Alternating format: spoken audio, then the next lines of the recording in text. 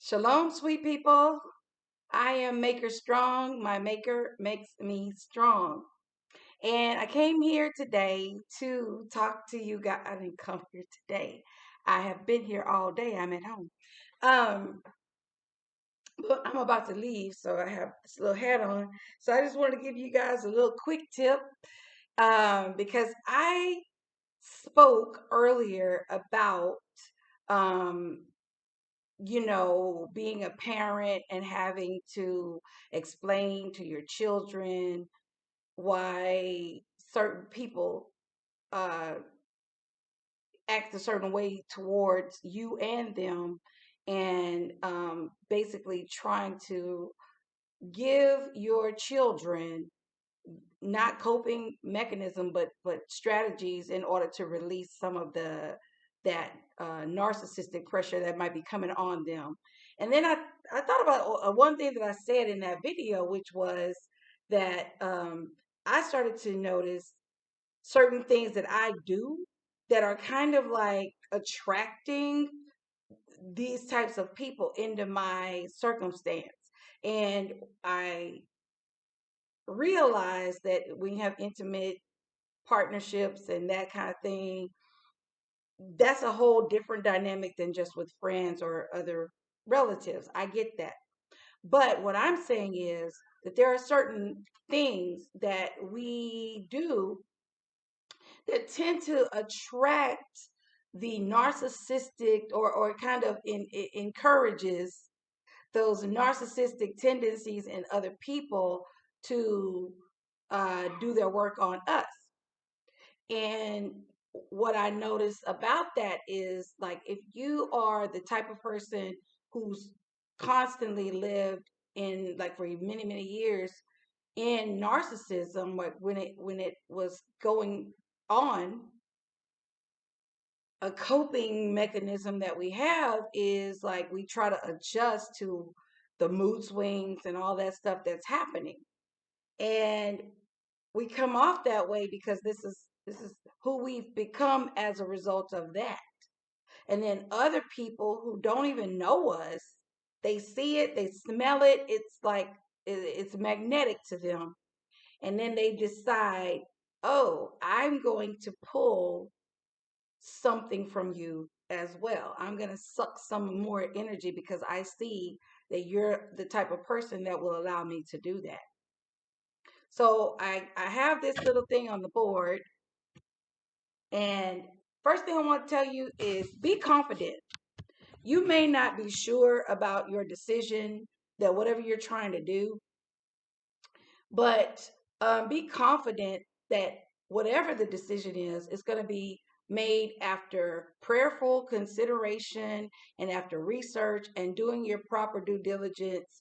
And although it's wonderful to get input from other people, but you have to be careful when you know that the person who's trying to give you input is also somebody who has been manipulative and has tried to make you feel like you're stupid, and or they just kind of downplay every decision you make, even when it turns out great. They could have come up with a better plan that you would have gotten successful maybe quicker or whatever, like.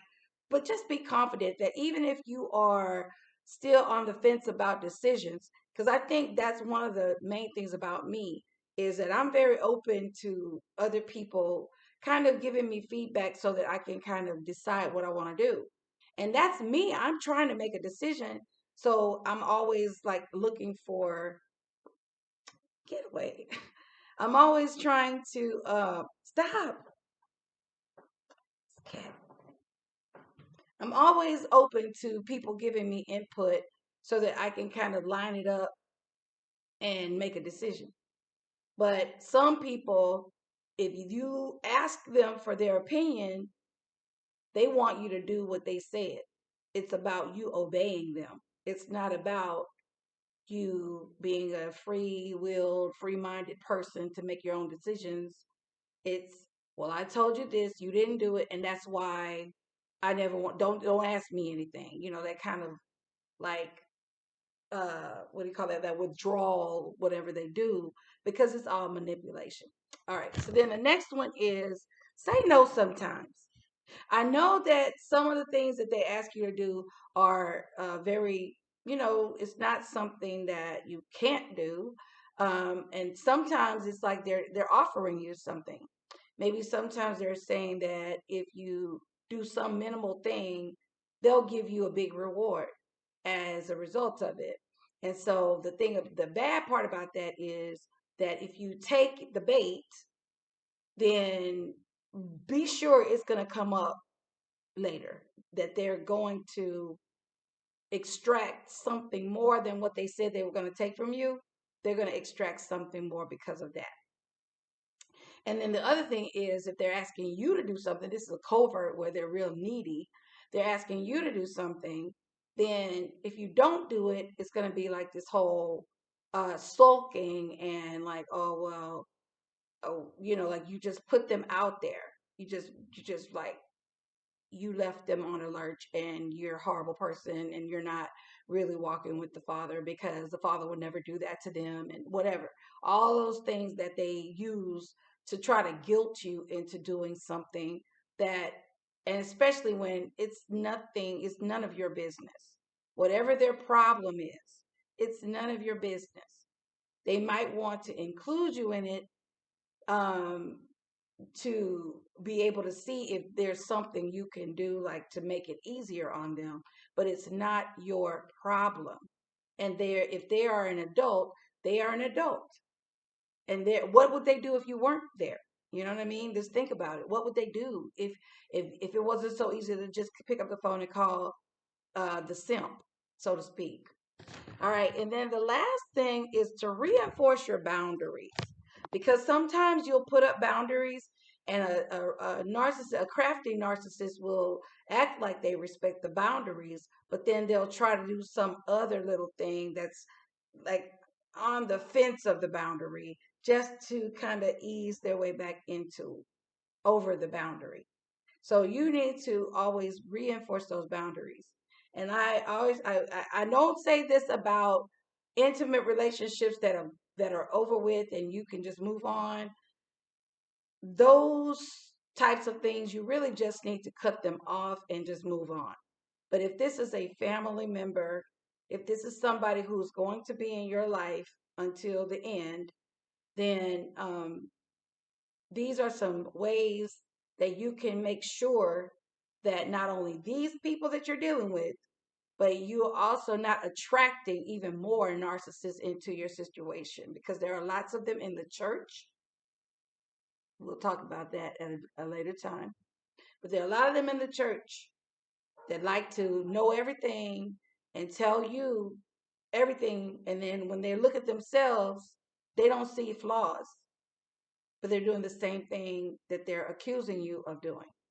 And then if you're not doing what they say or whatever, now they cut you off.